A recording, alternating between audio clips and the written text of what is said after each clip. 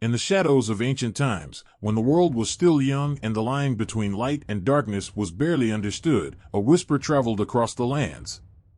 This whisper spoke of power, of secrets buried in the earth and in the hearts of those who dared to seek it. It was in these whispers that dark magic was born, a force that would change the course of humanity forever. Long before the word witch echoed in fearful whispers, there were those who sensed the presence of something beyond the ordinary.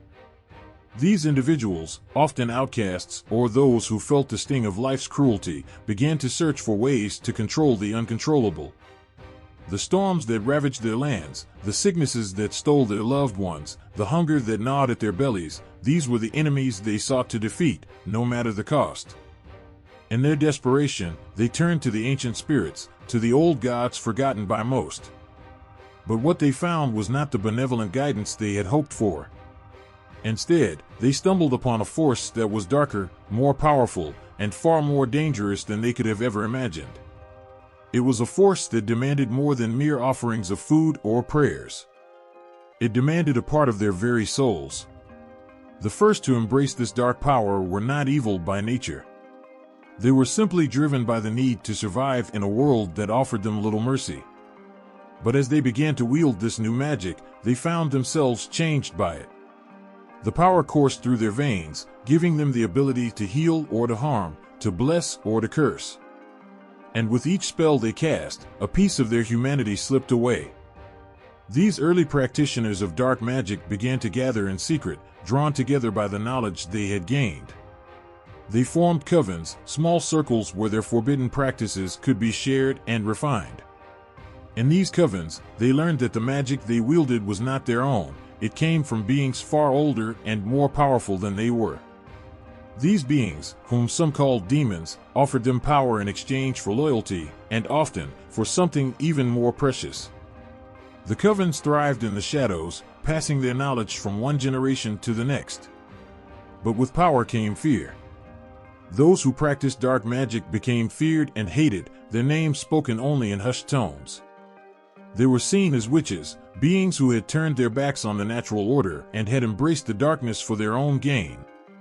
As the years passed, the lines between good and evil began to blur. The witches, once healers and protectors of their communities, were now seen as the bringers of death and destruction. Their powers, once used to save lives, were now turned to more sinister purposes. And the demons they had once sought for guidance became their masters, demanding more and more in return for their favors. The stories of these witches spread far and wide, each tale more terrifying than the last. Mothers told their children to stay away from the old woman who lived at the edge of the village, for she was said to have made a pact with a demon and could curse them with a single glance. The young men who ventured into the forest at night were warned that they might encounter a witch who would steal their souls and leave them as hollow shells. But not all witches were the same. Some still held on to the remnants of their humanity, using their powers to help those in need, even as they struggled with the darkness that threatened to consume them. These witches walked a fine line, constantly battling the temptation to give in to the dark power that whispered to them in the night. Yet, there were others who fully embraced the darkness, reveling in the fear they inspired. They became the stuff of nightmares, their deeds too terrible to speak of. It was said that these witches could summon storms, bring death with a mere thought, and call upon their demonic masters to do their bidding. They were feared, hunted, and often met their end at the hands of those who sought to rid the world of their evil. As the centuries passed, the knowledge of dark magic became shrouded in mystery. The covens that had once thrived in secret began to disappear, their members either hunted down or driven into hiding. The stories of witches and their demonic allies became legends, passed down through the generations as warnings of the dangers that lay in seeking power at any cost. But even as the world moved on, the shadow of dark magic lingered. The whispers that had once traveled through the ancient lands could still be heard if one listened closely enough. They spoke of a power that had never truly been vanquished, a power that still called out to those who were willing to listen. And for those who dared to answer that call, the path was the same as it had always been, one that led deeper and deeper into the darkness, where the line between life and death, between human and demon, was forever blurred. In the dead of night, When the world was shrouded in darkness, a lone figure would stand at the edge of the forest, heart pounding with fear and anticipation. She knew what she was about to do would change her life forever. The air around her was thick with the scent of damp earth, and the trees seemed to whisper secrets only the shadows could understand. There, in the heart of the woods, she waited, for she was not alone. It was said that demons could be summoned, called forth from the depths of the unknown by those desperate or bold enough to seek them. These beings, ancient and powerful, held the keys to unimaginable power, and all it took to unlock that power was a pact, an agreement between a witch and a demon. But such pacts were not made lightly. They came with a price that was often more than the witch bargained for. The rituals to summon a demon were as varied as the lands from which they came, each more terrifying than the last. Some required the drawing of symbols and blood, others demanded the offering of a precious object, a lock of hair, or even a drop of one's own blood. But the most feared rituals were those that required a sacrifice, something of great value, something irreplaceable. Once the offering was made, the witch would speak the words taught to her by those who had walked this path before. The air would grow cold, the shadows would deepen, and then he would appear. No two demons were the same, just as no two pacts were alike. Some demons were as beautiful as they were deadly, with voices like silk and eyes that promised everything the witch had ever wanted. Others were monstrous, their forms twisted and terrible, with voices that grated like the grinding of stones. But no matter their form, their purpose was the same: to tempt, to bargain, and to bind the witch to a fate sealed with their name. The demon would listen as the witch spoke her desires: power, revenge, love, wealth, knowledge. Whatever she sought, the demon could provide, but not without a cost. A pact with a demon was a binding contract, one that could not be broken. The witch would offer something in return for the demon's favor, often something as intangible as her soul or as tangible as the life of another. In some cases, the pact required lifelong servitude, with the witch becoming a servant to the demon's whims, her will no longer her own. For many witches, the price was worth the reward. The powers bestowed upon them by their demonic allies were beyond anything they could have imagined.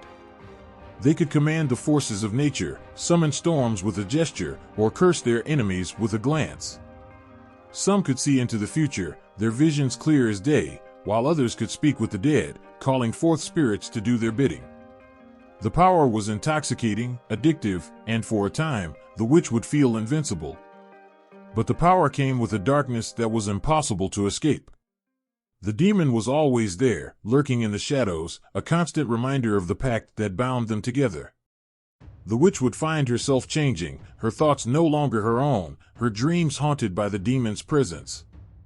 She might wake in the middle of the night, the demon's voice whispering in her ear, urging her to do things she would never have considered before.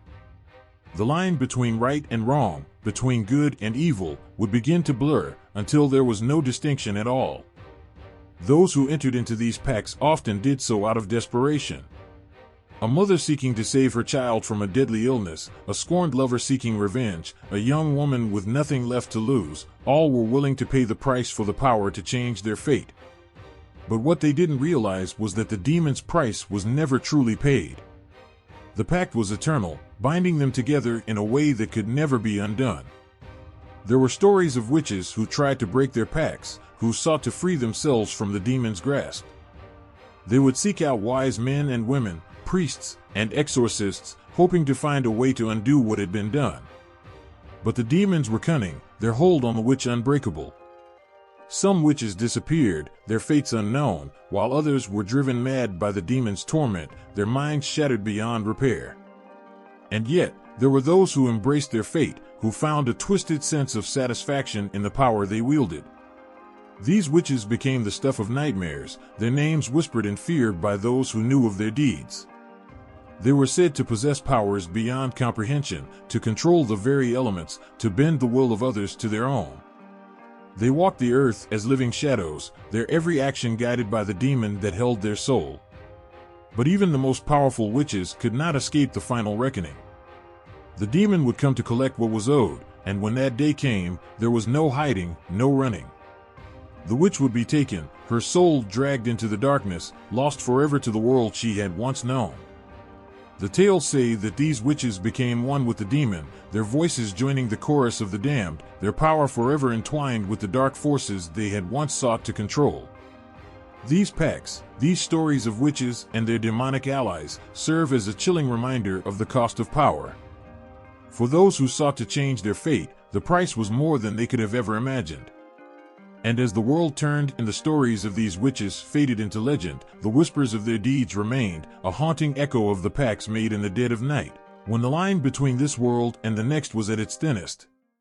When the moon hung full and heavy in the night sky, casting an eerie glow over the landscape, whispers of fear spread through the villages. This was the night of the witches' Sabbath, a gathering so feared that few dared speak of it. It was said that on these nights, witches from far and wide would leave their homes, slipping through the shadows, making their way to a place known only to those who had made the darkest of pacts. At the heart of the forest, deep within a clearing where no light could reach, a fire blazed high, its flames licking the sky. The air was thick with the scent of burning herbs, strange and pungent, and the ground seemed to pulse with an unnatural energy. The witches arrived one by one, their faces hidden beneath dark hoods, their eyes gleaming with the knowledge of the forbidden. They moved silently, their steps in perfect rhythm with the beat of an unseen drum, as if the very earth was alive with their presence.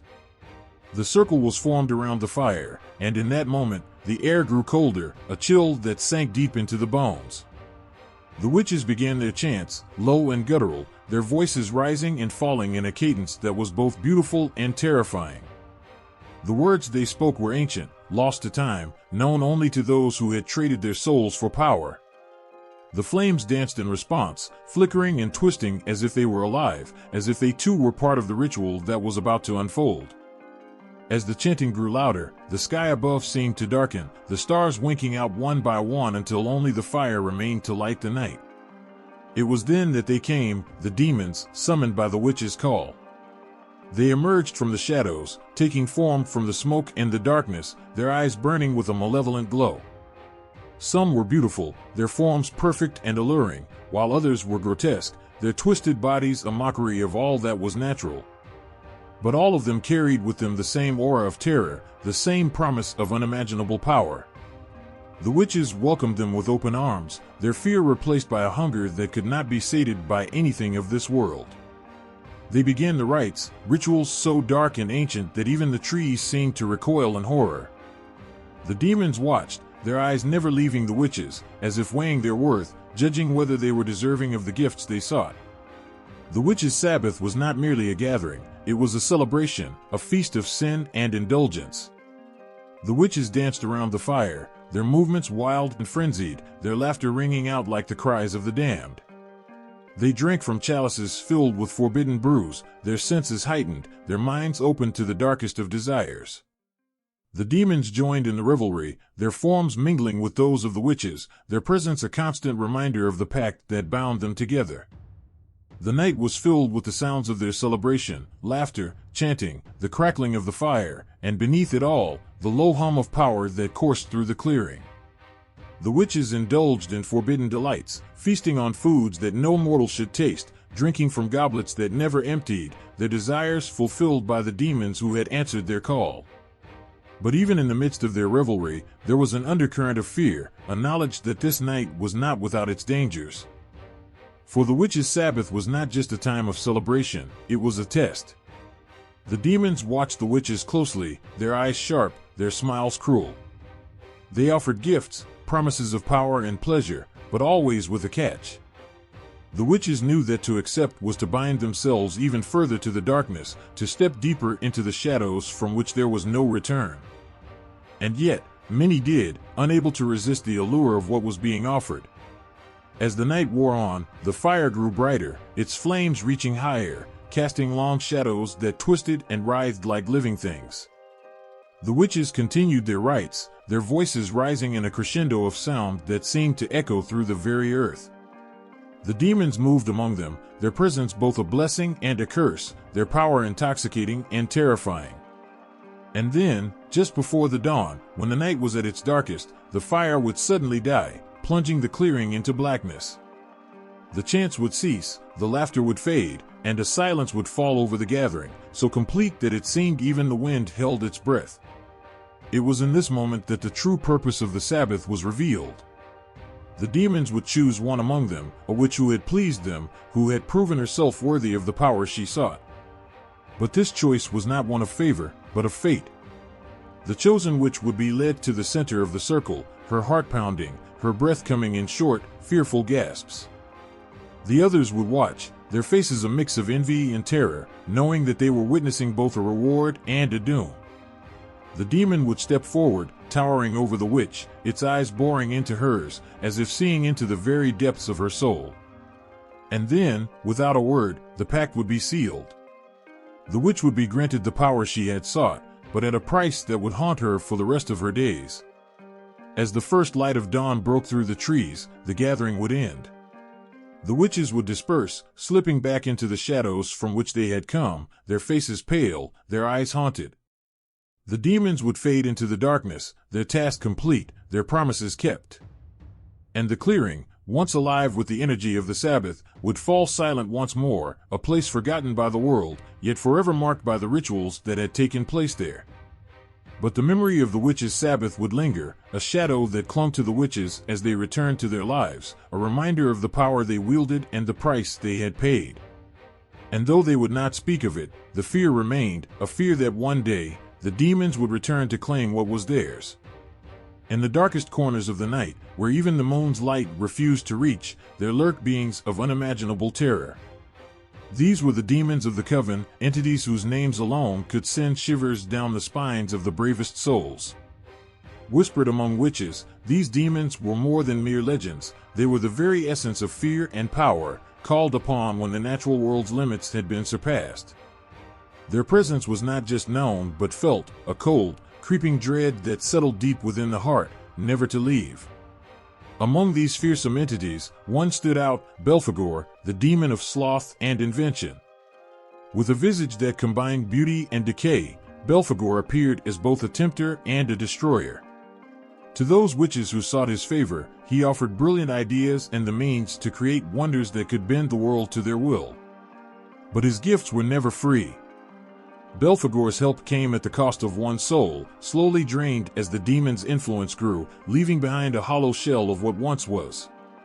Those who called upon him often found themselves trapped in a state of lethargy, their will to live slipping away, replaced by a consuming obsession with the creations he had inspired. The allure of his knowledge was irresistible, yet it was a trap, a downward spiral that led only to darkness. Another demon whose name was feared among the covens was Astaroth. Known as the Great Duke of Hell, Astaroth's appearance was a blend of human and beast, his eyes burning with a wisdom that no mortal should possess. He carried with him the stench of death and decay, a reminder of the countless souls he had claimed over the centuries. Astaroth was a master of manipulation, his words dripping with poison that could corrupt even the purest heart. To those who called upon him, he offered power and knowledge beyond imagination, but at the cost of eternal servitude. The witches who sought his counsel did so knowing that their lives were no longer their own, their every action guided by his will, their every thought tainted by his dark influence. And then there was Lilith, the demoness whose beauty was matched only by her cruelty. Often depicted as a dark and seductive figure, Lilith was the embodiment of desire twisted into something grotesque. She offered her power to those who dared seek it, granting them the ability to charm, to manipulate, and to destroy. But her gifts were a curse, for Lilith's power fed on the life force of those she aided, leaving them hollow, their hearts consumed by the same insatiable hunger that drove her. Witches who allied with Lilith found themselves losing their humanity, their souls slowly eroded until they became nothing more than shadows, existing only to fulfill her dark desires. Azazel, the demon of forbidden knowledge, was another of the coven's most feared allies. Appearing as a figure of immense stature, his wings blackened and charred, Azazel was said to possess knowledge that predated even the creation of the world. He offered this knowledge to those who would dare to take it, but it came with a price that few were willing to pay. For every secret he revealed, Azazel demanded a piece of the witch's soul, a trade that left the recipient with power beyond measure but also with a growing emptiness that no magic could fill. The witches who sought his aid did so knowing that they were playing with forces that could easily consume them, yet the temptation of his knowledge was often too great to resist. But perhaps the most feared of all was Baphomet, the demon who represented balance and unholy wisdom. With the head of a goat and the body of a man, Baphomet was a figure of both awe and terror. He was said to grant his followers the power to see the world as it truly was, to strip away the illusions of reality and reveal the dark truths hidden beneath. But this sight came at a terrible cost. Those who gazed into Baphomet's eyes saw not just the world's true nature, but also the darkness within themselves. The witches who called upon Baphomet often found themselves descending into madness, their minds unable to bear the weight of the truths they had been shown. And yet, despite this, Baphomet's power was sought after by those who craved knowledge above all else, who were willing to sacrifice their sanity for a glimpse of the forbidden. These demons were not just allies to the witches, they were their masters, their puppeteers, pulling the strings from the shadows. Each one offered something different: knowledge, power, beauty, but always at a cost that far outweighed the reward.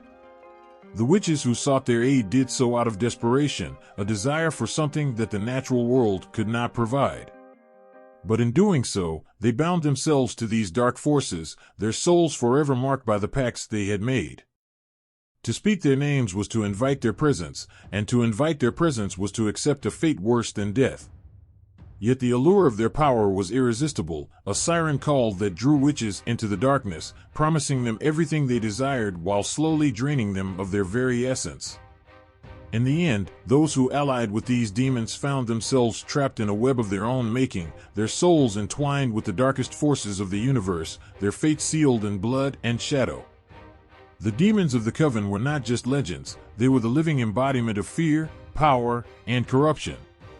To call upon them was to court destruction, to invite a darkness into one's life that could never be banished.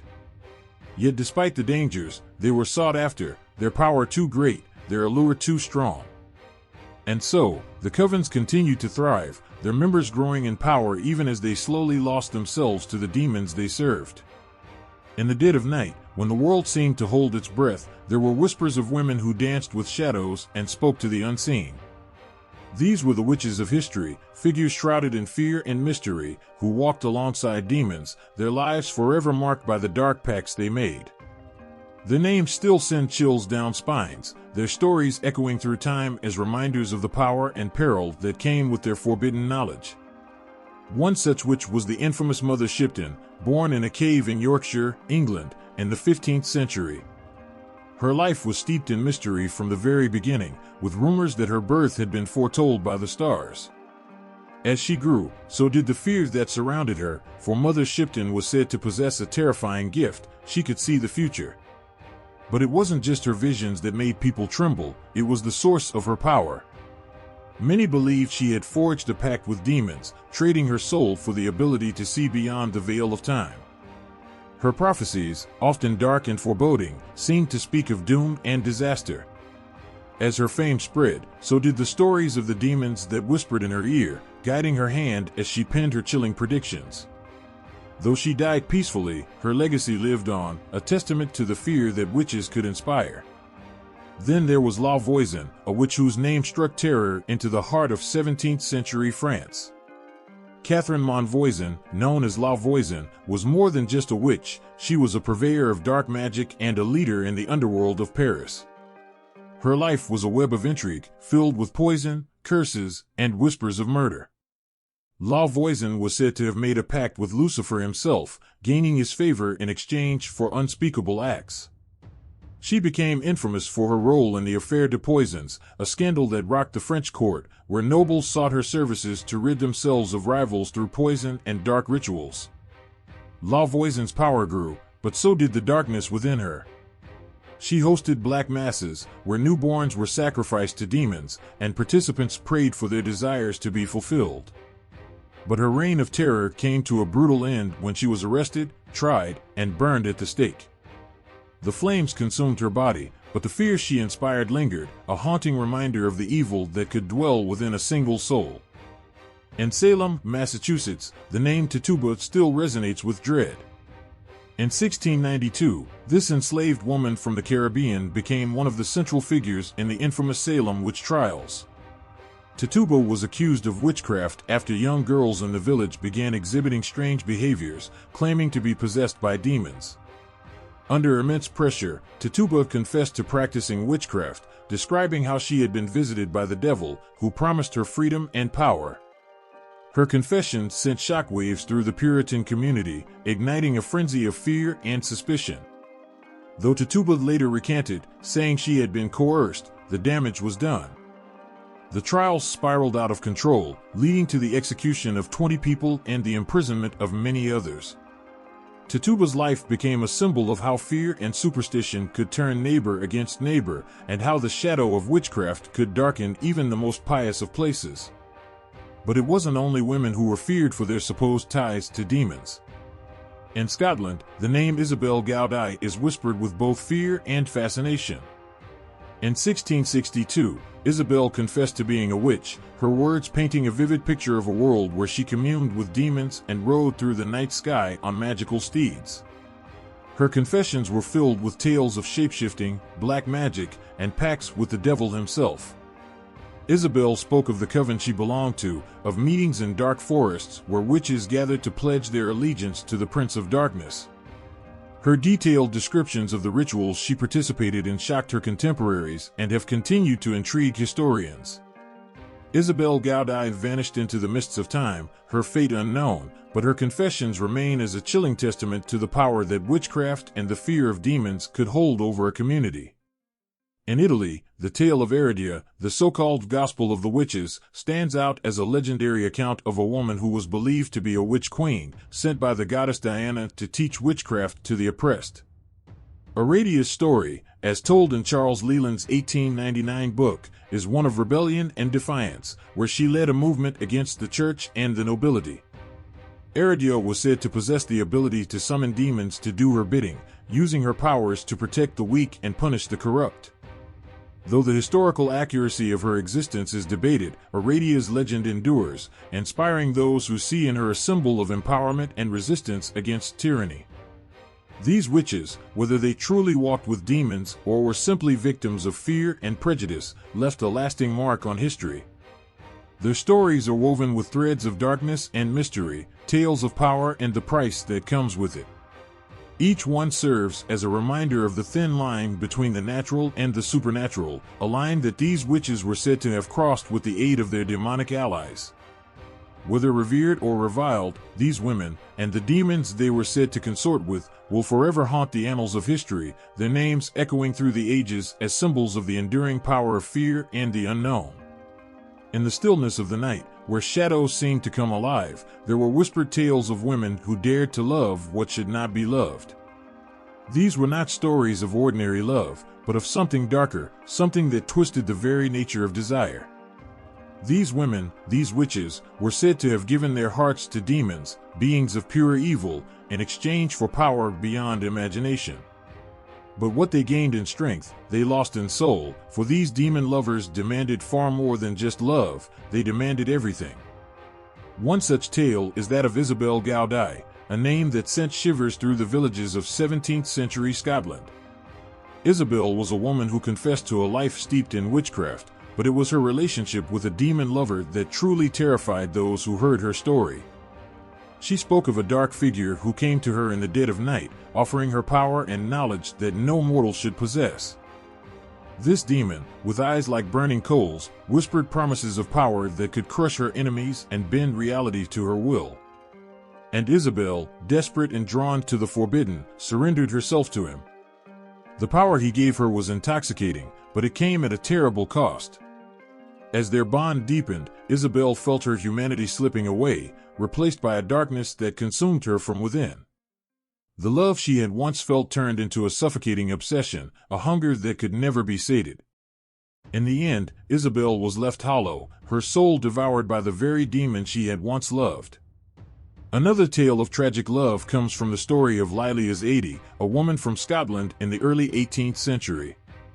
Lilias was accused of witchcraft, and under the brutal torture that was common in those times, she confessed to having been the lover of a demon. She described her demon lover as a figure of terrible beauty, one who appeared to her with the promise of pleasure and power.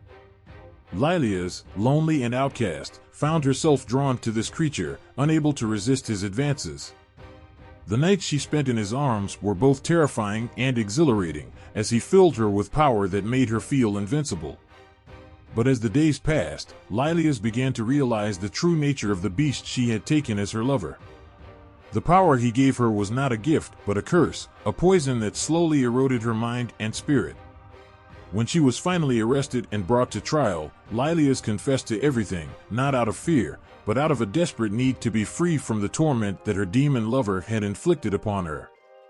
She died in prison, her body buried deep in the earth, as if to keep her demon lover from coming to claim her in death.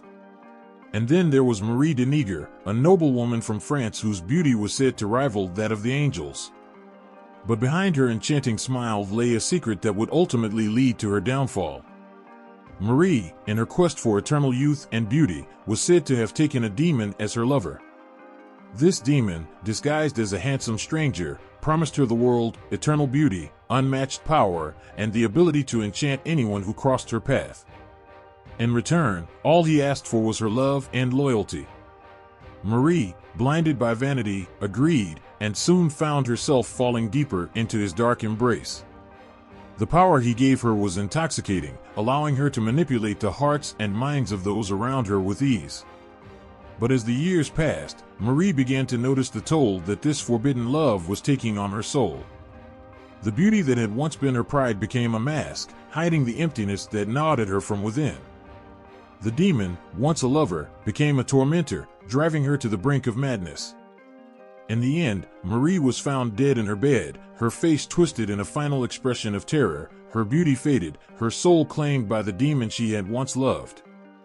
These stories are not just tales of forbidden love, they are cautionary reminders of the price that comes with such love. The witches who took demons as lovers did so out of a desire for power, for something more than what their mortal lives could offer. But the love of a demon is not like the love of a human, it is a devouring, all-consuming force that leaves nothing behind but ashes. The power they gained was real, but it was a power that came with chains, binding them to darkness, to a love that was more like possession. In the end, these witches lost everything, their humanity, their souls, and the very power they had sought to gain. Yet, despite the warnings, despite the tales of torment and loss, the allure of such love remained. For what is more tempting than the promise of power, the thrill of holding the forbidden in one's hands? And so, the stories continued, whispered in the dark, shared in secret, as new generations of witches sought the same forbidden love, believing that they could master what those before them could not. But in the end, the result was always the same, a soul lost, a life destroyed, a love that consumed everything in its path. The air was thick with fear, the kind that made the hairs on the back of your neck stand on end.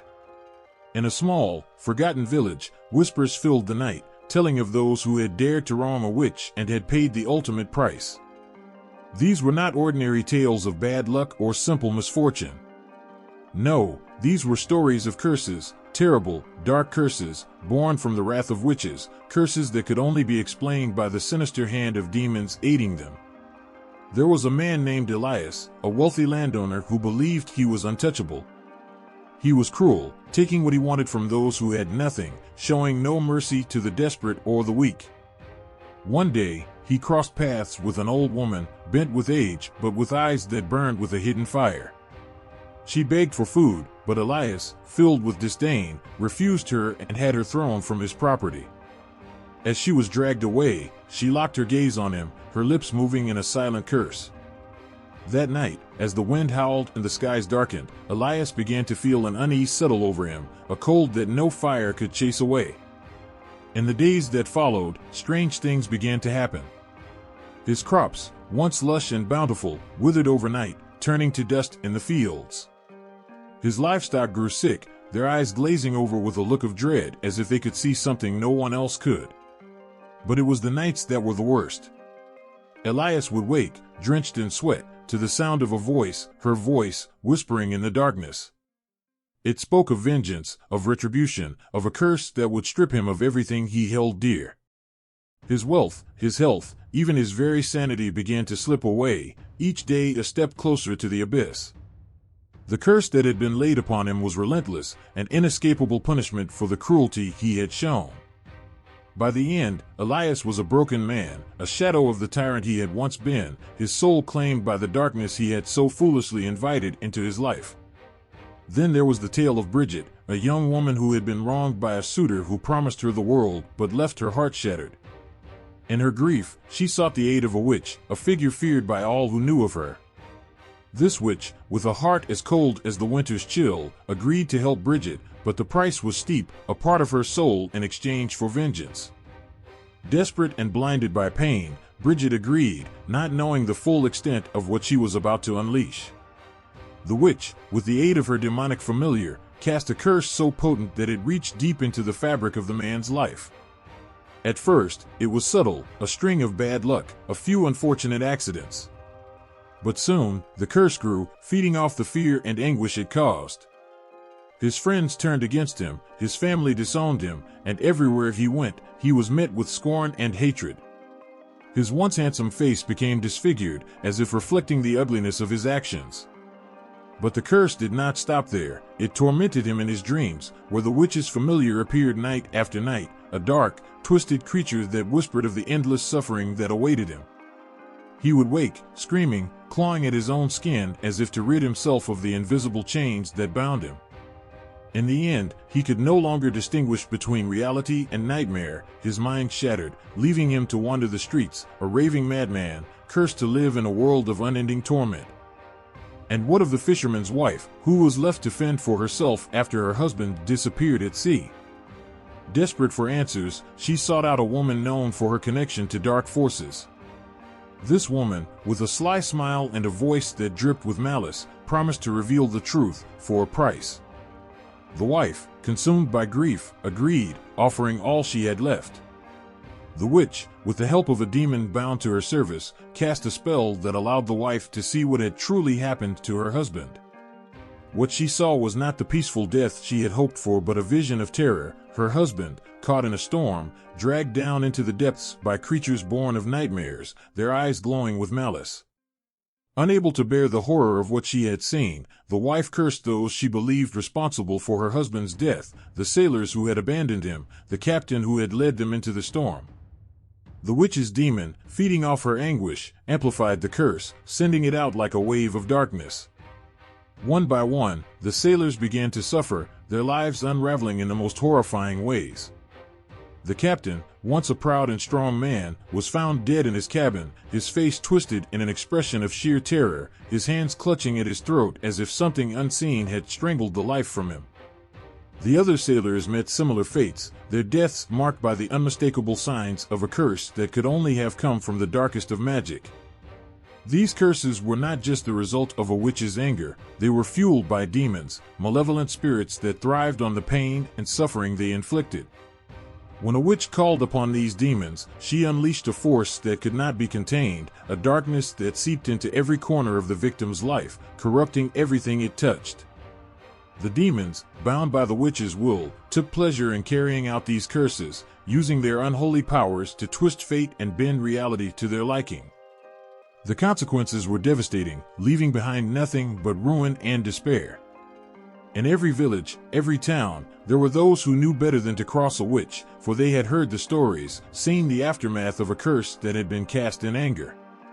They knew that the witch's power was not her own, but came from a place of unimaginable evil, a place where demons waited eagerly to do her bidding.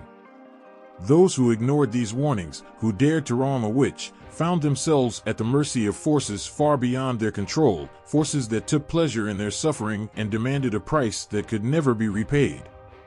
These were not just stories told to scare children or keep the curious away from forbidden paths. They were reminders of the real and terrible power that a curse could hold, a power that came from the darkest corners of the world, where demons and witches walked hand in hand. They were always there, lurking just beyond the edge of sight, the faithful companions of witches, the demon familiars. Stories whispered in the dead of night told of these dark creatures, bound to their witches, serving them with a loyalty that went beyond anything mortal. These familiars were not mere animals, they were demons in disguise, sent to aid their masters in the darkest of deeds, to protect them, and to ensure their powers never wavered. In a village where the nights seemed longer and the shadows thicker, people spoke of a black cat named Grimalkin. But this was no ordinary cat. Grimalkin's eyes gleamed with an unnatural light, a flicker of something ancient and evil. The villagers feared the cat, for they knew it was not just a pet but a demon familiar. It was said that Grimalkin served a witch who lived deep in the forest, a woman who needed no spells or charms as long as the cat was by her side. This creature did more than just follow her, it whispered secrets into her ear, secrets of curses that could kill, of potions that could steal the very soul from a person's body. One night, a brave man from the village, determined to rid the town of the witch's evil, ventured into the forest. As he crept closer to her cottage, Grimalkin appeared before him, its eyes glowing with an eerie light. The man's heart pounded in his chest, fear gripping him like a vice. But he steeled himself and drew his knife, thinking he could kill the cat and weaken the witch. As he lunged, Grimalkin moved with impossible speed, and the knife clattered to the ground, the man's hand now trembling uncontrollably. The cat hissed, a sound that seemed to echo with 1,000 voices, each filled with malice and rage. The man turned to run, but it was too late. Grimalkin leaped onto his chest, claws digging deep, and the man felt his strength drain away, as if the very life was being sucked out of him. When the villagers found his body the next morning, his face was twisted in terror, his eyes wide open, staring at nothing. Then there was the story of Red Cap, a demon familiar that took the form of a rat, though no rat had ever been as large or as menacing. It belonged to a witch known for her cruelty, a woman who could make the strongest men weep with just a glance. Red Cap was always by her side, perched on her shoulder, its eyes glowing like hot embers. The witch's enemies were many, but none dared to confront her, for they knew that to face the witch was to face Red Cap as well. And Red Cap had a hunger that could never be satisfied. One day, a rival witch, jealous of the power Red Cap's mistress held, tried to kill the creature, thinking it would weaken her foe. She prepared a powerful spell, one meant to turn Red Cap to ash. As she chanted the words, Red Cap leaped from the shadows, its sharp teeth bared. Before the spell could take effect, the rat bit into the witch's ankle, and she screamed as a wave of pain shot through her body. She fell to the ground, writhing in agony as Red Cap fed on her fear, her strength, and finally, her life force. When it was done, the rival witch was nothing more than a lifeless husk, and Red Cap scurried back to its mistress, who stroked the creature's head and whispered words of praise. These familiars were not just protectors, they were extensions of the witches they served, embodying their darkest desires and deepest fears. They could take many forms: cats, rats, birds, even spiders, each chosen to suit the needs and personality of their mistress. But no matter the shape they took, the bond between witch and familiar was unbreakable. It was said that if a familiar died, the witch would be weakened, and in some cases, she might die as well, for the two were linked in a way that no one could truly understand. In the tales of old, one familiar stood out among the rest, a creature known as Black Shuck, a massive black dog with eyes that burned like coals. Black Shuck belonged to a witch whose name was lost to time, a woman who wielded power like a weapon, cutting down anyone who dared oppose her. Black Shuck was her most faithful companion, a guardian that could strike fear into the hearts of even the bravest men. Its howl was said to be the sound of death itself, a cry that sent chills down the spine of anyone who heard it. One night, a group of hunters decided to track down the witch, believing that they could kill her and free their village from her curse. They followed the sound of Black Shuck's howl through the dark woods, each step heavier with dread. When they finally reached the witch's lair, they found her waiting for them, Black Shuck at her side, its teeth bared in a snarl that froze their blood. The hunters raised their weapons, but Black Shuck moved faster than any creature had the right to. It tore through the group like a shadow made of claws and teeth, its eyes blazing with an unholy fire. By the time the sun rose, the hunters were no more, and Black Shuck returned to its mistress, its fur matted with blood, its eyes gleaming with satisfaction. These demon familiars were more than just pets or servants, they were the embodiment of the witch's will, creatures born from the darkest corners of the world, where shadows moved on their own and the line between the living and the dead blurred. They could be cruel or cunning, silent or fierce, but they were always loyal, always ready to do whatever it took to protect their mistress. And in return, the witches cherished them, for they knew that without their familiars, they were vulnerable, their powers incomplete. There were whispers of witches who had tried to live without a familiar, believing that their own strength was enough. But these witches never lasted long. Without a familiar, their spells lacked potency, their defenses crumbled, and they became easy prey for those who sought to destroy them. The bond between witch and familiar was one forged in darkness, but it was also one of the strongest bonds in the world. To break it was to invite death, and every witch knew that. The stories of demon familiars were told and retold, each one more chilling than the last. They were reminders of the dangers that lurked in the shadows, of the power that witches held and the creatures that served them. But they were also a warning, a reminder that to cross a witch was to invite the wrath of her familiar, a wrath that was swift, merciless, and inescapable. The demon familiars, with their glowing eyes and sharp claws, were always watching, always waiting, ready to strike at the command of the witches they served. And when they did, there was no escape, no mercy, only darkness and the cold touch of death. The fires of fear burned bright in the hearts of men and women as they gazed upon the accused. Eyes wide with terror, they watched as a once beloved neighbor was dragged through the streets, hands bound, accused of the most heinous of crimes, consorting with the devil. In the name of purity and salvation, the church had declared war on witches, and no one was safe from the reach of its wrath. The whispers of dark forces and hidden rituals spread like wildfire, feeding the flames of suspicion and turning communities into battlegrounds where the innocent were hunted like beasts. The church, with its iron grip on the soul of every believer, saw witches as the enemy, as the embodiment of evil that sought to corrupt the world. These women, and sometimes men, were said to possess powers granted to them by demonic forces. They were believed to cast spells, to curse the innocent, to make pacts with the devil himself. But in truth, most of those accused were ordinary people caught in a storm of fear and ignorance. The church's battle against witches was not just a fight against perceived evil, it was a fight against the unknown, against anything that could not be controlled or understood. One by one, the accused were brought before the church's inquisitors, men who were tasked with rooting out evil wherever it hid. These inquisitors, with cold eyes and hearts hardened by their mission, questioned their victims relentlessly. They believed that the devil was cunning, that he could hide in the hearts of the most pious, that only through pain and suffering could the truth be revealed. Torture became a common tool in their arsenal, used to extract confessions from those who pleaded their innocence with trembling voices. The racks, the thumbscrews, the iron maidens, these were the instruments that turned ordinary men and women into supposed witches, their screams echoing through the chambers of the church like the wails of lost souls. The witch hunt spread like a plague across Europe and beyond. Towns and villages were gripped by fear, with neighbor turning against neighbor and family against family. A simple accusation, often born from jealousy or spite, could lead to the death of the accused. It didn't take much to become a target, an odd behavior, a strange illness, a pet that seemed too intelligent, or simply being a woman living alone. The church declared these signs as proof of witchcraft, and the accused were dragged before the inquisitors, their fate sealed by the fear that had taken hold of everyone around them. Children were not spared from this madness. In some places, it was believed that witches would steal children to use in their dark rituals, and so, mothers were forced to watch as their children were taken from them, accused of being used by the devil. The cries of these children, frightened and confused, only added to the horror of the hunts.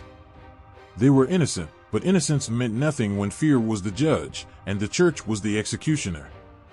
These children were tortured, forced to confess to crimes they did not understand, and many were executed alongside the adults, their lives cut short by the sword of righteousness.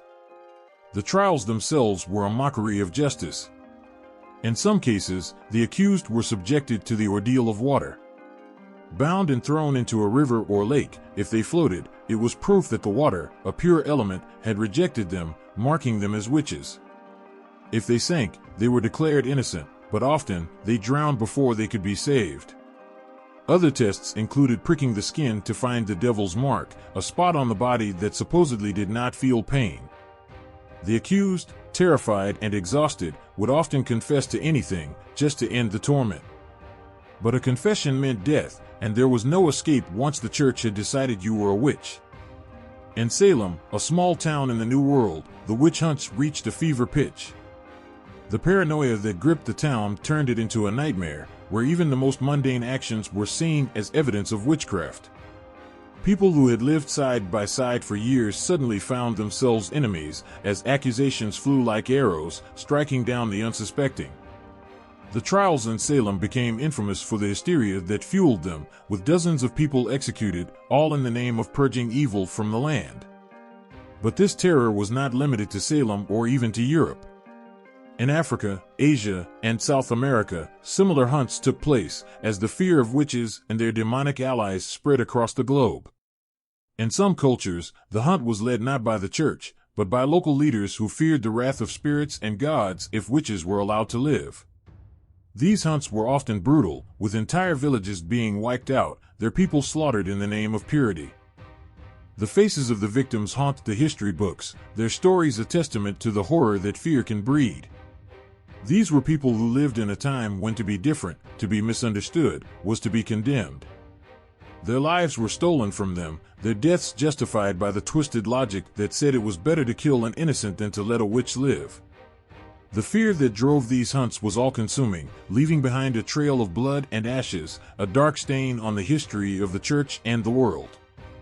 The witch hunts were not just a battle against witches, they were a battle against humanity itself. They revealed the darkest parts of the human soul, the part that lashes out in fear, that destroys what it cannot understand. The church, in its quest to rid the world of evil, became the very thing it sought to destroy, a force of terror that consumed the lives of the innocent. The screams of those who suffered still echo through time, a chilling reminder of the price of fear, and the terrible things it can make us do. In the flickering light of the torch, shadows danced on the cold stone walls of the trial chambers. The air was thick with fear and desperation as accused witches were dragged before their judges. Their eyes, once filled with defiance, now glistened with tears, each moment stretching into an eternity as they faced the daunting machinery of the Inquisition. Confessions were their only hope for a brief reprieve or a merciful end. The witch trials were not just public spectacles, they were grim theaters of agony where the lines between truth and falsehood blurred. Here, in the dim light, confessions were extracted with methods both brutal and insidious. The confessions of witches who claimed to have consorted with demons became the stuff of legend and horror, twisting through the annals of history like a dark and unrelenting storm. Take the story of Agnes, a village woman whose life had once been filled with the simple joys of a rural existence. Agnes was accused of witchcraft when her crops failed and her cattle fell sick. The whispers of her neighbors, tinged with envy and suspicion, quickly turned into loud accusations. When the inquisitors came, they brought with them not just the weight of authority but the unbearable burden of fear. Agnes was tortured, her screams piercing the night as she endured the excruciating agony of the rack. With each turn of the mechanism, her spirit was crushed, and her resolve shattered. Finally, the pressure became too much. Through gritted teeth and tear-filled eyes, Agnes confessed to meeting with demons. She described how, in the dead of night, dark figures would appear to her, promising power and wealth in exchange for her soul. The confessions flowed like a river of sorrow, her words painting a picture of a pact made under duress. The torment she suffered had twisted her reality, and her confession became a mirror reflecting the nightmares she lived through. Her words, though racked with pain, were a cry for the suffering to end, a desperate attempt to escape the torture that had become her daily existence. In another corner of Europe, a young woman named Helena faced a similar fate. Helena, accused by a rival of cursing her crops, was brought before the tribunal. The interrogation was relentless, designed to break down every shred of resistance. Helena was subjected to the infamous sleeping on the witch's chair, a device designed to keep her awake and exhausted. Deprived of sleep and sanity, Helena's mind began to unravel. Her confessions grew increasingly bizarre as she spoke of ritualistic ceremonies held in the forest, where she claimed to dance with shadowy figures and offer her loyalty to them. Helena's words were soaked in fear and desperation. Her confessions were not only about her supposed alliances with demons, but also about the rituals she was forced to perform under the duress of torture. The vivid images she painted of these ceremonies, with their dark promises and forbidden rites, added fuel to the flames of hysteria that gripped the town. The more Helena confessed, the more the crowd's thirst for spectacle grew. Her tortured soul became a pawn in a game of fear and power, her life reduced to a series of grim confessions. The trials were also marked by the testimonies of those who had been broken by the relentless pressure. Some accused witches, having witnessed their friends and family members tortured, gave confessions out of fear for their own lives. They spoke of elaborate ceremonies and demonic rituals they had never actually participated in, fabricating tales to end their suffering. These confessions, though made under duress, were accepted as truth and used to justify further atrocities. The confessions of these broken individuals were woven into the fabric of the trial proceedings, adding to the cycle of violence and fear. In Salem, the frenzy reached a fever pitch. The town was gripped by a paralyzing terror, and confessions of witchcraft became a twisted form of survival. One woman, Elizabeth, confessed to consorting with the devil, detailing how she had attended midnight meetings where demons feasted on the souls of the damned. Elizabeth's confession was a horrific narrative of dark ceremonies, where she described how she had witnessed the devil himself presiding over the rites. Her words were filled with dread and remorse, and her detailed descriptions painted a picture of a world consumed by darkness. As Elizabeth's confession spread, it fueled the paranoia that had taken hold of Salem. Her detailed account of demonic meetings and infernal pacts only served to confirm the fears of the townsfolk and justify the ongoing trials. Elizabeth's story, though born from the agony of her own suffering, became a piece of the terrifying puzzle that was the witch hunt. Her life ended in the flames of the execution pyre, her final moments a heart-wrenching testament to the cruelty and despair that had marked the trials. The confessions extracted during these trials were not just admissions of guilt, but were often the heartbreaking cries of individuals ensnared in a web of fear and pain. Torture twisted reality, turning ordinary lives into nightmarish tales of demonic allegiance. The words of the accused, tainted by suffering and despair, became the chilling soundtrack of an era consumed by paranoia and hatred. In the end, the trials were a reflection of the darkest corners of the human soul. They exposed the lengths to which people would go to save themselves from fear, to escape the unrelenting grasp of terror. The confessions of those accused of witchcraft were not just stories of evil, but also of profound suffering, the tragic result of a society driven to madness by its own fears. The echoes of these confessions, filled with pain and desperation, linger through the ages, a haunting reminder of the price paid when fear eclipses reason and humanity. In the dim, flickering light of candle flames, the pages of a forbidden book crackled with dark whispers. These were not just any pages, but the fragile, ancient leaves of grimoires, the dark tomes said to hold the secrets of witchcraft. They were rumored to be bound in the flesh of the damned and written in ink mixed with the blood of the cursed. The legend spoke of these grimoires as the keys to summoning demons, performing sinister rituals, and casting spells that bent the very fabric of reality. One such grimoire was the infamous Necronomicon, a name that sent shivers down the spines of those who heard it. Supposedly penned by an ancient sorcerer whose name was lost to time, this book was said to contain spells so potent they could summon demons from the abyss itself. Its pages were filled with symbols and diagrams that seemed to writhe and shift in the dim light, as if the very ink had a life of its own. The stories told of those who had opened this book, only to be consumed by the darkness they had sought to control. Their lives were left in ruins, their souls tainted by the forbidden knowledge they had glimpsed. Another chilling grimoire was the Grand Grimoire, also known as the Red Dragon. According to legend, this book was a demonic contract, its pages filled with powerful spells and rituals to invoke the darkest of entities. Its cover was said to be bound in red leather, human in origin, and its pages were filled with eldritch symbols and incantations that could summon demons and bend them to the will of the practitioner. Those who dared to use it often spoke of the cold presence that seemed to seep from its pages, a chilling reminder of the price they would pay for their curiosity. The Key of Solomon was another infamous tome, a grimoire attributed to King Solomon, though its origins were shrouded in mystery. This book was said to hold powerful spells and instructions for summoning angels and demons alike. Its intricate diagrams and incantations were rumored to give the reader control over supernatural forces. The allure of this book was irresistible to many, drawing them into a world where power and knowledge were intertwined with dark forces beyond human comprehension. The allure of these grimoires was as potent as their power. They were said to be the gateway to unimaginable power, the means to summon beings from the abyss and command them. The rituals described in these texts were elaborate, requiring precise movements, specific words, and rare ingredients that were often as dangerous as they were mysterious. The dark magic contained within these books was not just about spells, but about the rituals that could alter the very fabric of reality. One story told of a young woman named Isabella who found an ancient grimoire hidden in the ruins of an old abbey. The book, bound in what appeared to be human skin, was filled with symbols and spells.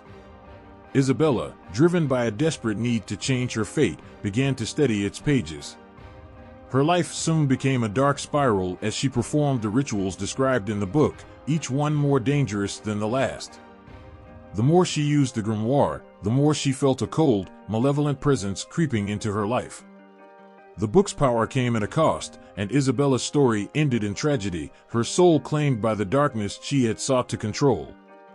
The story of another practitioner, Edgar, was just as haunting.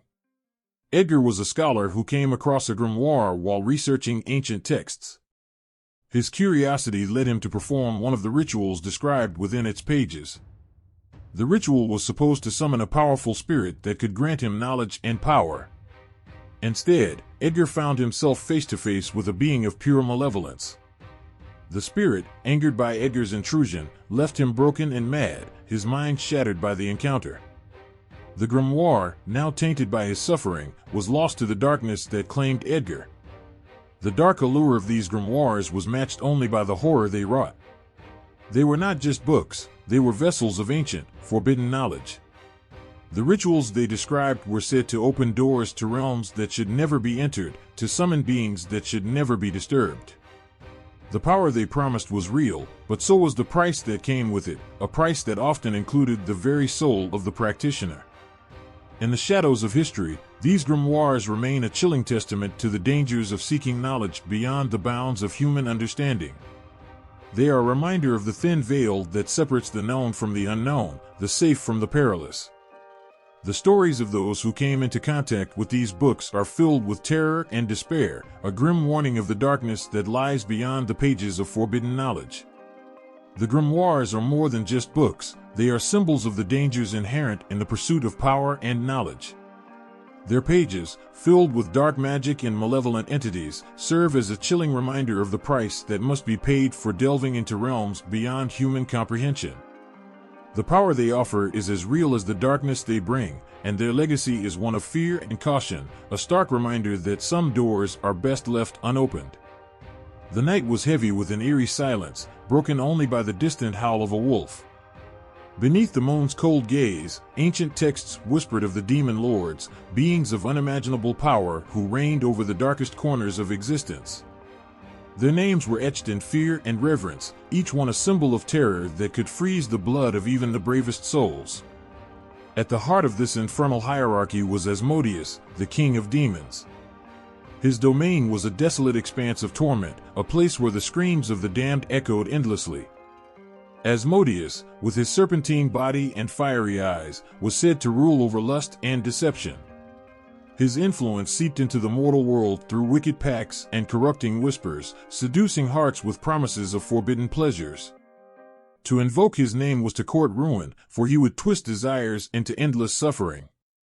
The sight of Asmodeus was enough to make even the most stoic tremble, his presence a reminder of the depths of human frailty. Beside him in the hierarchy was Beelzebub, the lord of flies. His domain was a foul and festering abyss, where decay and rot were the natural state of existence.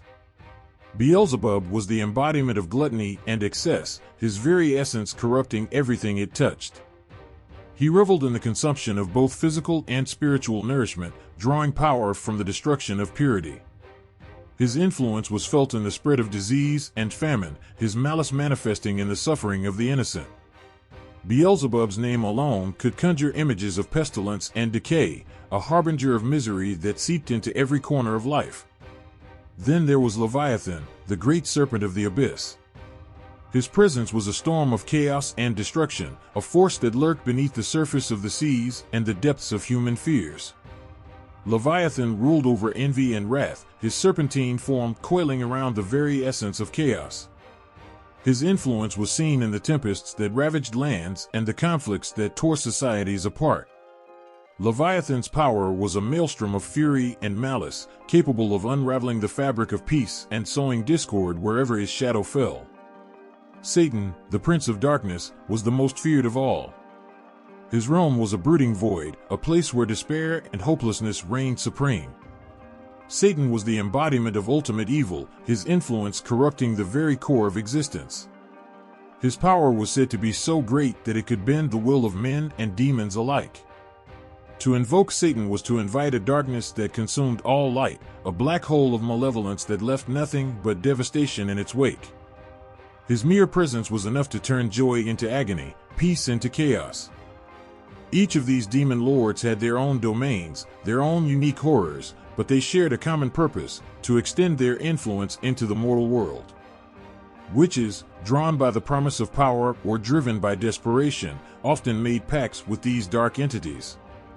They sought to harness the power of the demon lords for their own ends, only to find themselves ensnared in a web of corruption and despair.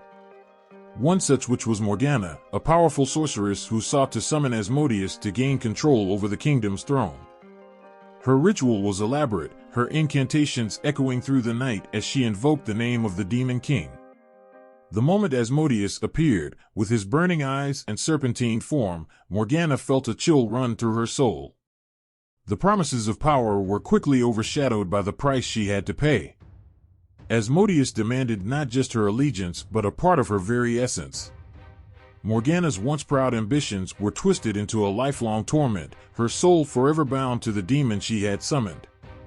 Another tale was that of Alara, who sought to summon Beelzebub in a desperate attempt to save her village from famine. She performed the dark ritual, hoping to gain the demon's favor and end the suffering. Beelzebub's arrival was marked by a foul stench and the buzzing of invisible flies. The demon's offer was enticing, a feast of abundance in exchange for a soul. Alara accepted, but her village's relief came at a terrible cost.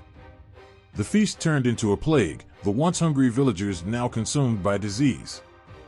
Beelzebub's malevolent influence had turned Alara's act of desperation into a nightmare, leaving behind only death and ruin. The story of Dorian, who sought the power of Leviathan, was equally tragic. Dorian, consumed by envy and wrath, performed a ritual to summon the great serpent, hoping to gain control over his rivals. Leviathan's appearance was heralded by a storm of fury, his serpentine form coiling around Dorian's ambitions. The power he granted was immense, but it came with the price of unending rage and turmoil. Dorian's life became a tempest of conflict and destruction, his every victory tainted by the wrath that Leviathan had unleashed. In each tale, the influence of the demon lords was both a blessing and a curse, offering power and destruction in equal measure. The witches who sought to command these dark entities found themselves ensnared in a web of their own making, their lives a testament to the perils of dealing with such malevolent forces. The demon lords, with their terrifying domains and unfathomable power, stood as dark reminders of the dangers that lurk in the shadows of human desire. Their influence, though invisible to many, was a chilling testament to the price that must be paid for seeking power beyond mortal comprehension. In the dim glow of ancient fires, the stories of witches and demons flicker like shadows, revealing a tapestry of fear and fascination that spans across cultures. From the frigid landscapes of Scandinavia to the scorching deserts of Africa, the dark arts have woven themselves into the fabric of human history, leaving behind tales that send shivers down the spine and ignite the imagination. In the heart of Europe, tales of witches have long been steeped in darkness and dread. The witches of the Middle Ages, often depicted as malevolent old women, were believed to consort with demons and practice dark magic. They brewed potions in cauldrons and cast curses with whispered incantations. The infamous witch hunts of the Inquisition spread terror across villages, as innocent women were accused of witchcraft and condemned to horrendous fates. The witches were thought to have made pacts with demons, their powers a source of both awe and horror. Their dark arts were feared for their ability to manipulate fate and sow discord, their every spell a potential harbinger of doom. Across the Atlantic, in the Americas, indigenous cultures tell their own haunting tales of witchcraft and demons. In the Caribbean, the legend of the Jumbi or Loup-Garou paints a chilling picture of shape-shifting witches who transform into fearsome beasts. These beings were said to be able to enter the homes of the living, spreading disease and misfortune. Their dark magic was deeply entwined with the natural world, using the forces of nature to cast spells and curses. The tales of these witches, often passed down through generations, speak of their connection to the spirit world and their ability to harness its dark powers for both vengeance and protection. In Africa, the folklore of witchcraft varies widely from one region to another, but often shares a common thread of fear and reverence. In many cultures, witches are believed to possess the power to influence the natural world and the lives of individuals. In West African traditions, the Sangoma are revered as powerful healers and spiritual guides, but they are also feared for their ability to summon spirits and demons. These practitioners wield a profound knowledge of the occult, their rituals and spells shaping the lives of their communities. Their magic, while often used for healing and protection, can also be employed for dark purposes, making them figures of both respect and dread. In the Far East, the myths surrounding witches and demons take on a different flavor. In Japan, the yokai are supernatural beings that include a variety of malevolent entities, some of which are akin to witches. The Yamayuba, a mountain witch, is said to lure travelers into her lair with the promise of shelter, only to devour them. The tales of these entities are deeply rooted in Shinto and Buddhist beliefs, their stories reflecting a complex relationship between the living and the supernatural. The yokai embody the fear of the unknown and the dangers that lurk beyond the familiar, their dark magic a reminder of the fragile boundary between the human world and the spirit realm. In the icy lands of Scandinavia, Norse mythology is rich with tales of witchcraft and dark magic. The Volva, or seeress, was a figure of both respect and fear, believed to possess the ability to foretell the future and influence the outcome of events. These women were often depicted as having connections to the underworld and the spirits that dwelled there. Their magic, known as siege, was said to involve rituals that could control the forces of nature and summon spirits. The fear and reverence they inspired reflect the deep-seated belief in the power of the supernatural and its influence on the human world. In each of these cultures, the stories of witches and demons reveal a shared human fascination with the dark arts. Despite the differences in their rituals and beliefs, there is a universal thread that runs through these tales: the fear of the unknown and the desire to understand and control the forces that lie beyond human comprehension. The witches and demons of these diverse cultures are not merely figures of horror, but also embodiments of the human struggle to grasp the mysteries of existence and the power that lies hidden in the shadows. As the flames of ancient fires flicker and die, the stories of witches and demons continue to haunt the collective imagination. They remind us of the darkness that lurks within and the fear that binds us to the supernatural. These tales, though varied in their details, all speak to a fundamental human truth, that the boundary between the known and the unknown is as thin as a shadow, and the darkness that lies beyond it is both captivating and terrifying. Under the dim light of flickering torches, the room buzzed with whispers and anxious shuffling. The air was thick with fear as townsfolk gathered to witness a trial that would decide the fate of a suspected witch. Their eyes were drawn to a single horrifying detail: the witch's mark. This dark symbol, believed to be a physical sign of a pact with a demon, was both feared and condemned. The witch's mark was no ordinary blemish. It was said to appear as an unusual birthmark, a strange spot, or an odd growth on the skin, and it held the weight of terrifying accusations. In the eyes of the people and the accusers, it was a glaring emblem of dark magic and malevolent alliances. It was thought to be a mark left by a demon, proof that a witch had sealed a pact with a creature from the abyss. These marks, whether true or imagined, ignited a fury that consumed the accused. In a small, cold room, Johanna, a poor woman with a kind heart, stood trembling. Her hands were bound, and her eyes, though filled with tears, remained defiant. Johanna had always been a healer, known for her herbal remedies and kind words. Yet, her life took a dark turn when someone saw a peculiar mark on her shoulder, a small, discolored patch of skin. It wasn't anything that would alarm a doctor, but in the realm of superstition and fear, it was enough to condemn her. The mark on Johanna's skin was no more than a slight discoloration, but to the townsfolk, it was an ominous sign. Accusations spread like wildfire, fueled by the dark whispers of those who feared and envied her. The town's leaders, eager to purge their community of what they believed to be evil, seized upon the mark as undeniable proof of her guilt. They argued that the mark was a demonic brand, a mark of dark allegiance. Johanna's trial was swift and brutal. In the courtroom, the air crackled with tension as the crowd watched with bated breath. Johanna stood before them, her heart pounding as she faced accusations of witchcraft and a demonic pact. Her mark, scrutinized by the accusers, was presented as the most damning piece of evidence. The more the witnesses spoke of its sinister nature, the more Johanna's fate seemed sealed. The concept of the witch's mark had roots deep in the fear and ignorance of the time. It was believed that this mark, often seen as a spot of discoloration or an unusual shape on the skin, was a direct sign of a witch's bond with a demon. The mark was thought to be bestowed by the demon as a token of their pact, a tangible sign of dark magic at work. This belief turned the mark into a symbol of dread and suspicion, driving communities to seek out and punish those who bore it. During the trials, the mark was examined under harsh scrutiny. The accused were subjected to invasive inspections, their bodies examined for any sign that could be interpreted as the witch's mark. These inspections were often conducted by those with little medical knowledge, leading to the misinterpretation of normal skin conditions as signs of demonic affiliation. The mark became a powerful tool for those eager to condemn, a physical representation of a larger, unseen evil. The trials were not merely about the mark, they were about the fears that the mark represented. It was a symbol of the unknown, a physical manifestation of the dark forces that people were desperate to understand and control.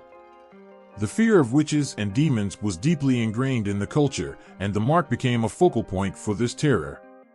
It was a way for communities to project their fears and anxieties onto a tangible object, a way to explain the unexplained. As Johanna stood before the crowd, her heart ached with the weight of their judgment. The mark that had once been a simple part of her body now symbolized her downfall. She was forced to endure the indignity of the trial, her life hanging in the balance of superstitions and fears that she could not control. The mark, once a mere blemish, had become a symbol of her fate, a dark omen that would lead to her undoing. Johanna's story is a chilling reminder of how fear can distort reality and condemn the innocent. The witch's mark, whether real or imagined, became a powerful symbol of evil, a sign of a pact with forces beyond understanding. It was a reflection of the deep-seated anxieties and superstitions that plagued the minds of those who sought to control and eliminate the unknown. The mark turned ordinary lives into nightmares, casting shadows that consumed all reason and compassion. On a moonless night, when shadows stretched long and dark across the land, the whispers of the damned grew louder. In the heart of ancient villages, tales circulated of witches who dared to reach out to the ultimate darkness. These were the stories of those who made pacts with the devil himself, forging deals that would bind their souls to an eternity of torment. Evelyn was one such figure whose name still sends shivers through the quietest corners of old towns. She was known for her beauty and grace, a woman who seemed untouched by the hardships of the world. But beneath her calm exterior, there lay a restless heart driven by a hunger for power that could not be quenched by mere mortal means. One fateful night, Evelyn made a choice that would seal her fate forever.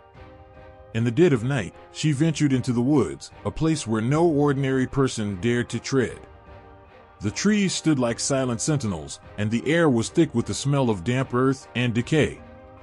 Evelyn's heart pounded as she approached a clearing where the devil was said to appear. As the clock struck midnight, a cold wind swept through the clearing, and the air grew heavy with an unearthly chill. From the shadows emerged a figure cloaked in darkness, eyes glowing like fiery embers. The devil stood before Evelyn, his presence a suffocating weight that pressed down on her very soul. He was the ultimate demon, the master of all dark forces, and Evelyn had come to make a deal. With a voice that seemed to echo from the abyss, the devil offered Evelyn a choice. Power beyond imagination, knowledge that could bend the will of men, and the ability to command spirits and forces beyond the mortal realm. But in exchange, her soul would belong to him for all eternity. There would be no redemption, no escape from the fiery abyss that awaited her after death.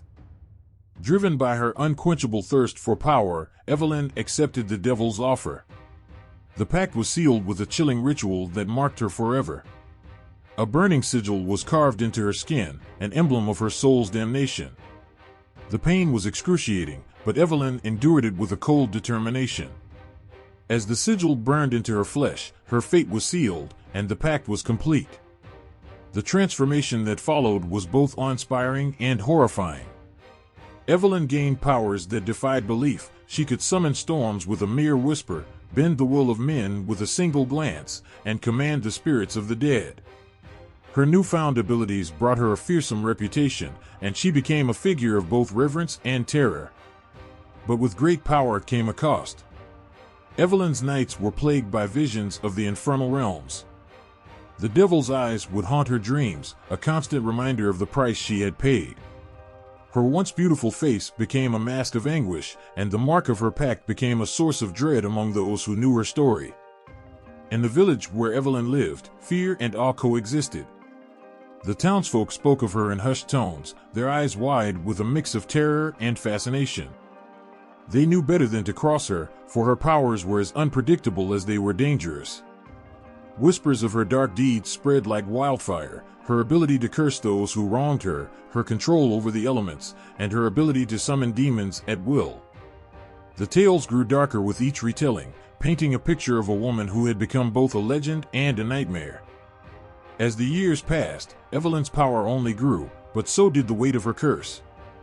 The devil's hold on her was unrelenting, and the fear of eternal damnation gnawed at her every waking moment.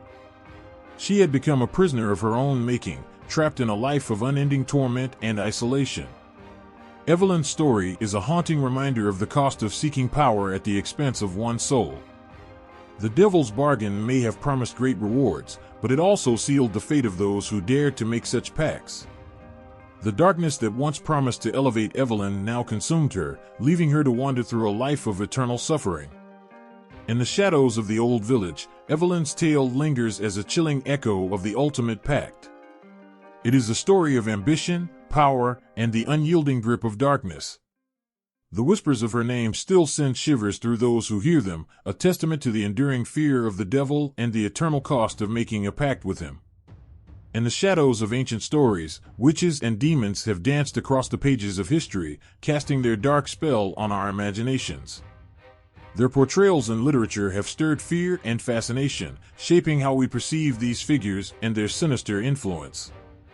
In the ancient texts, from the dusty scrolls of Mesopotamia to the grimoires of medieval Europe, witches and demons were not mere figments of imagination, they were feared realities. Early texts like the Epic of Gilgamesh spoke of dark sorcery and malevolent spirits. In these tales, demons were often portrayed as malevolent forces that caused disease and disaster, their presence a harbinger of doom. The witch in these early stories was often a figure of dread, associated with curses and dark rituals. One of the most enduring images from ancient literature is the witch of the Hebrew Bible. In the story of the Witch of Endor, King Saul's desperate search for guidance led him to a woman who conjured the spirit of the deceased prophet Samuel. This encounter was not just a supernatural event, it was a terrifying glimpse into the forbidden realms beyond life and death. The witch's power to summon the dead and her eerie, unsettling presence left an indelible mark on the collective psyche. As time moved forward, literature continued to weave the dark threads of witchcraft and demonology into its fabric. In Shakespeare's Macbeth, the three witches are more than just characters, they are symbols of chaos and destruction. Their cryptic prophecies and sinister appearance reflect the fear of the unknown and the supernatural. Shakespeare's witches, with their twisted spells and eerie chants, tap into the primal fears of humanity. Their role in the tragedy reveals how the pursuit of power can lead to one's downfall, a theme that resonates with timeless horror. The early modern period brought a new wave of fear with the rise of witch trials and inquisitions. Literature from this time often depicted witches as embodiments of evil, their demonic pacts and dark magic a direct threat to societal order. In the 16th and 17th centuries, books like Malleus Maleficarum fueled the hysteria, portraying witches as agents of the devil. The vivid descriptions of witch trials and the punishments meted out to those accused of witchcraft in these texts stirred public imagination, reinforcing the image of the witch as a malevolent force. The terrifying portrayals in literature mirrored the real-life horrors faced by those accused of witchcraft, amplifying the fear and stigma surrounding them. The 19th century saw a shift in how witches and demons were portrayed, influenced by Romanticism and the Gothic genre. In works like Mary Shelley's Frankenstein and Bram Stoker's Dracula, the lines between human and supernatural blurred, giving rise to new fears and anxieties. Witches were no longer just sinister figures, they became complex characters with motives and desires. Stoker's Dracula, while not a witch, shares the same dark essence, embodying the terror of the unknown and the power of ancient forces. The 20th and 21st centuries brought a modern twist to the portrayal of witches and demons. Literature began to explore these figures through different lenses, often questioning traditional narratives. In J.K. Rowling's Harry Potter series, witches are depicted with a mix of wonder and danger. They wield magic in a world where fantasy and reality intertwine, challenging old notions of evil. The demons in contemporary literature, like those in Neil Gaiman's American Gods, are complex beings with their own agendas and stories. They reflect modern anxieties about power, identity, and the unknown. In horror literature, demons have become a staple of fear and suspense. Stephen King's The Shining and Shirley Jackson's The Haunting of Hill House use the supernatural to explore the darkest corners of the human psyche.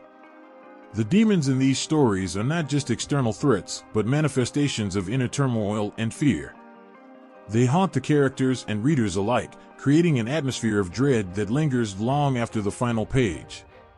Each portrayal of witches and demons in literature, from ancient times to modern novels, has added layers to our understanding of these dark figures. They have evolved from simple embodiments of evil to complex characters that reflect our deepest fears and desires. Through their stories, we confront our own shadows, exploring the boundaries between the known and the unknown, the real and the imagined. The images of witches and demons in literature are more than just tales of horror, they are a mirror to our collective fears and fascinations. They reveal the darkness that lurks in our own hearts and minds, shaping how we perceive and react to the unknown. As we turn the pages of these stories, we engage with the primal forces of fear and power, experiencing the chilling thrill of encountering the darkness within and beyond. In the glow of flickering screens and the rush of city lights, the ancient whispers of witches and demons still haunt our modern world. These figures, once born from the dark corners of folklore and superstition, have evolved into powerful symbols that shape our stories and imaginations today. Consider the chilling tales that once dominated candlelit gatherings and midnight firesides. They spoke of witches who made pacts with dark forces, of demons lurking in shadows, and of rituals that twisted the boundaries between the mortal and the supernatural. These stories, rooted in fear and fascination, have not vanished with the passage of time. Instead, they have woven themselves into the fabric of modern mythology, continuing to capture our collective consciousness. In contemporary culture, witches and demons have transformed into icons that evoke both terror and allure. Movies and television shows like The Witch and American Horror Story reimagine the age-old fears of witchcraft and demonic possession. They bring to life the ancient fears with a fresh, unsettling twist, reflecting the anxieties and desires of a new generation. The witches of today are no longer merely evil figures, they are complex beings with rich histories and conflicted motivations. They possess a power that can be both awe-inspiring and horrifying, a duality that speaks to our ongoing fascination with the supernatural. These modern interpretations continue to explore the themes that have haunted humanity for centuries. They examine the darkness that lurks within, the moral ambiguity of power, and the eternal struggle between good and evil. In stories where witches wield their magic and demons manipulate the unsuspecting, we confront our deepest fears and desires. The boundary between reality and fantasy blurs, and we are drawn into a world where the past and present collide. Consider the impact of these tales on our everyday lives. Halloween, a celebration deeply rooted in ancient customs, has been transformed into a global phenomenon that brings these dark figures into the spotlight. Witches, demons, and other supernatural beings become central to the festivities, reflecting a fascination that spans cultures and generations. The costumes and decorations that fill our homes and streets are not just playful tributes, they are a continuation of the ancient fears and stories that have shaped our understanding of the supernatural. In literature, modern authors continue to draw from the rich tapestry of witchcraft and demonology. Books like The Mortal Instruments and The Dresden Files weave together the ancient and the contemporary, creating worlds where witches and demons are integral to the narrative. These stories explore themes of power, betrayal, and redemption, using the figures of witches and demons to delve into the complexities of the human condition. They remind us that the shadows of the past continue to influence our stories and shape our fears. The legacy of witches and demons is not confined to the realm of fiction. They have found a place in popular culture, influencing everything from fashion to music. The symbols and imagery associated with witchcraft and demonic forces appear in tattoos, art, and music videos, reflecting an enduring fascination with the dark and the mysterious. This cultural presence speaks to a deep-seated need to confront and understand the forces that lie beyond the ordinary, to grapple with the darkness that exists both within and around us. Even in the realm of video games and virtual reality, the legacy of witches and demons continues to thrive. Games like The Witcher and Dark Souls immerse players in worlds where ancient fears and legends come to life. The challenges and quests that players face often revolve around confronting dark forces and unraveling the mysteries of the supernatural. These interactive experiences allow us to engage with the legacy of witches and demons in new and immersive ways, exploring the darkness and power that these figures represent. As we navigate the complexities of modern life, the stories of witches and demons offer a way to confront our fears and explore our deepest desires. They serve as a mirror to our anxieties and ambitions, reflecting the struggles and triumphs that define our existence. In their evolution from ancient folklore to modern mythology, they continue to captivate and haunt, reminding us that the shadows of the past are never far behind. Through the lens of popular culture, the legacy of witches and demons endures, shaping our understanding of the supernatural and the human condition. They remain powerful symbols of fear and fascination, challenging us to confront the darkness that lies within and beyond.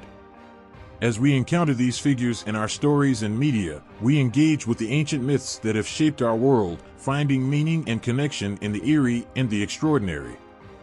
Imagine a heart torn between two worlds, the mortal and the demonic. For witches bound by sinister pacts, the struggle to break free from dark alliances is a harrowing tale of desperation and hope. These stories of defiance against dark forces echo with sorrow and bravery, revealing the cost of seeking redemption. In the cold silence of a witch's chamber, the air was thick with the weight of unspoken fear. An ancient contract, sealed with blood and darkness, bound her to a demon's will. The pact promised power and knowledge, but it came at a devastating price, her soul. As the years passed, the chains of this dark bond tightened, and she felt the demon's influence seep into every corner of her life. The more she sought to wield the power promised, the more she was ensnared by it, losing pieces of herself with each spell cast and each forbidden ritual performed. In the depths of her despair, a flicker of hope ignited. Rumors whispered of an ancient ritual, a way to break free from the demonic chains that bound her. Desperation drove her to seek out the ritual's secrets, hidden in old grimoires and forgotten texts. Her search led her through desolate landscapes and haunted ruins, every step marked by the creeping fear that the demon would tighten its grip if it sensed her defiance. The ritual required more than just ancient words and symbols, it demanded sacrifice. She needed to confront the demon directly, to challenge the very force that had consumed her life. With trembling hands and a heart pounding with fear, she prepared the ritual. The demon, sensing the disturbance, manifested in a swirl of darkness, its eyes burning with malevolent fire. It was a being of nightmares, twisted and fierce, with an aura that chilled the very soul. The confrontation was agonizing. The demon's voice was like thunder, mocking her attempts at freedom. It whispered of eternal torment and the futility of her struggle. Yet, despite the terror, the witch stood firm. She recited the incantations, her voice wavering but resolute.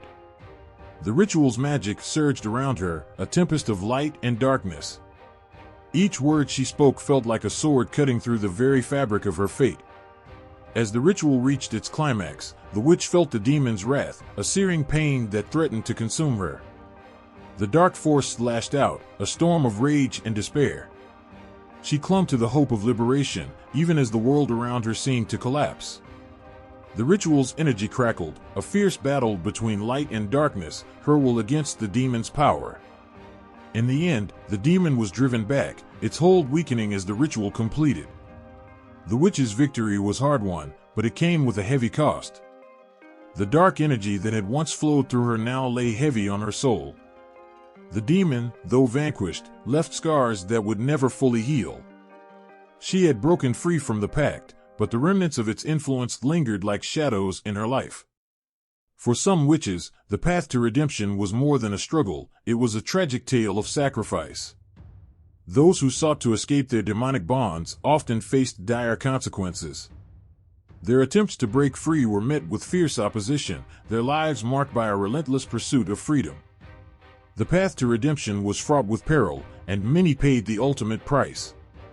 Yet, there were also stories of hope and renewal. Some witches, through their courage and perseverance, managed to find a semblance of peace. Their journeys were marked by moments of profound introspection and transformation. They emerged from the shadows of their past, their souls scarred but their spirits resilient. The struggle for redemption, though costly, often led to a newfound sense of purpose and clarity. The tales of witches breaking free from demonic pacts are woven with threads of darkness and light. They speak of courage in the face of overwhelming odds and the profound cost of seeking freedom from a pact with evil. Each story carries the weight of loss and the glimmer of hope, a testament to the enduring struggle between light and darkness. In these stories, we see not only the battle against external forces, but also the internal struggle for redemption and the quest for a life free from the shadows of the past.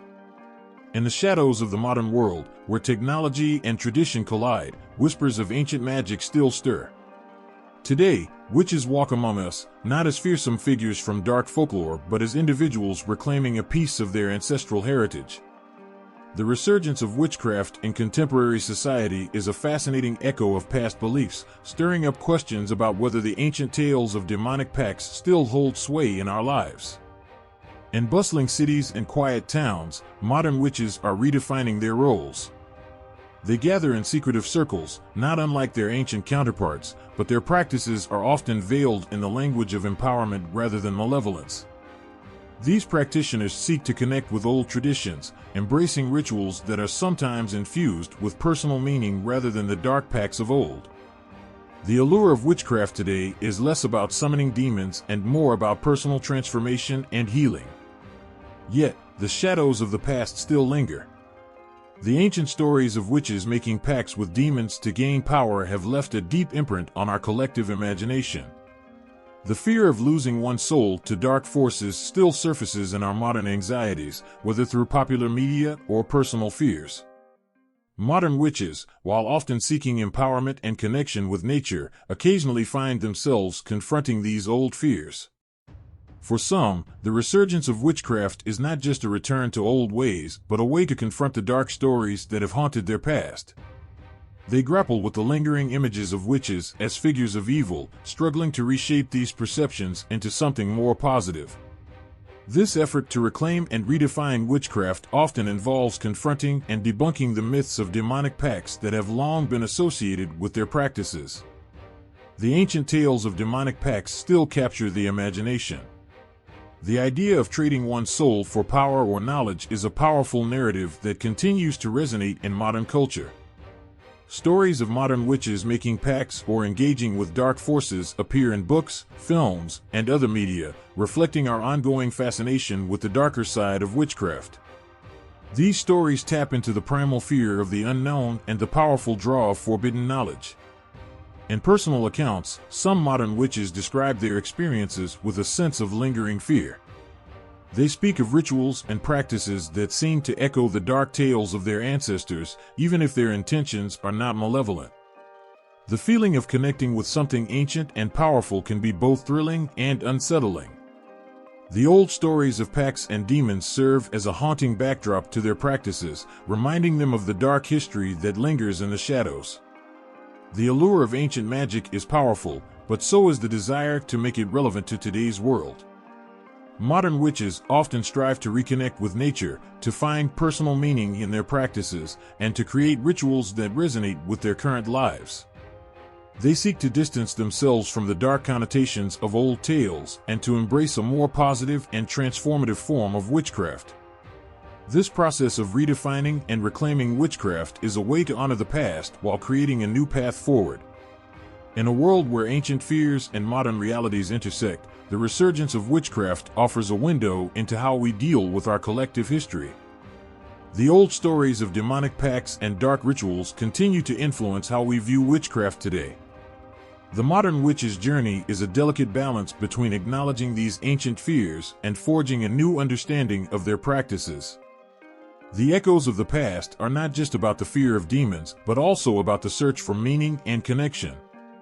Modern witches, in their rituals and practices, reflect a deep desire to connect with something greater than themselves, to find power in their lives, and to confront the shadows of their heritage. The ancient tales of witchcraft and demonic pacts continue to resonate, reminding us of the powerful connection between our past and present, and of the enduring fascination with the mystical and the unknown. In the silence of a darkened night, where shadows stretch and the unknown whispers, the age-old battle between light and darkness rages on. This eternal struggle, so vividly painted in the legends of witches and demons, continues to echo through the ages, speaking to the core of our fears and hopes. Picture an ancient forest shrouded in mist, where ancient oaks whisper secrets of a time long past. Here, the conflict between light and darkness is not just a tale of good versus evil, but a profound reflection of our deepest struggles. The stories of witches who danced with demons, and the battles between sacred forces and dark magic, are more than myths, they are metaphors for the struggles that define our lives. The legends of witches making pacts with demons to gain power or knowledge tell a story that transcends mere fear. They reflect a timeless struggle within each of us, the desire for power and the cost it exacts. The darkness that these legends portray is not just an external force, but a reflection of the inner battles we face. When people sought power through forbidden means, they were not just chasing after supernatural abilities, but grappling with their own shadows, their own darkness that lurks within. Consider the modern world, where the line between good and evil is often blurred. The fears that once drove people to seek dark magic are mirrored in the challenges we face today. In a society where technology and power can influence lives in profound ways, the temptation to use means that cross ethical boundaries remains strong. The legends of old serve as a haunting reminder of the consequences of succumbing to these temptations. They speak to our fears of losing ourselves, of being consumed by the darkness we seek to control. In our personal lives, the battle between light and darkness manifests in our daily choices. Every decision to act with kindness or to give in to anger, every choice to seek understanding rather than division, reflects this timeless struggle. The legends remind us that this fight is not only about grand, mythical battles, but also about the small, everyday decisions that shape who we are. The stories of witches and demons are not just ancient relics, but living narratives that continue to resonate. They highlight the eternal struggle between the pursuit of light, truth, justice, and compassion, and the lure of darkness, deception, cruelty, and selfishness. As we navigate the complexities of modern life, these legends echo in our hearts, urging us to remain vigilant against the darkness that can seep into our lives. The fear of the dark, the terror of losing one's soul, and the dread of confronting evil forces are not merely fears of the past. They are deeply embedded in our psyche, reflecting our ongoing struggle with the unknown and the uncontrollable. Each generation confronts these fears in its own way, but the core of the struggle remains unchanged. The ancient legends of witches and demons, with their stark portrayal of the battle between light and darkness, continue to offer a mirror to our own inner conflicts. As we reflect on these tales, we are reminded that the struggle between light and darkness is a constant, universal experience. It is a battle that transcends time and culture, shaping our understanding of ourselves and the world around us. The legends serve as both a warning and a guide, reminding us of the importance of choosing light over darkness, of striving for goodness even when faced with overwhelming challenges. In the end, the legends of witches and demons are more than just stories, they are enduring symbols of the eternal struggle that defines our human experience. They remind us of the shadows that lurk within and the light that guides us through the darkness. As we face our own battles between light and darkness, these ancient tales offer a poignant reflection of the choices we make and the paths we choose.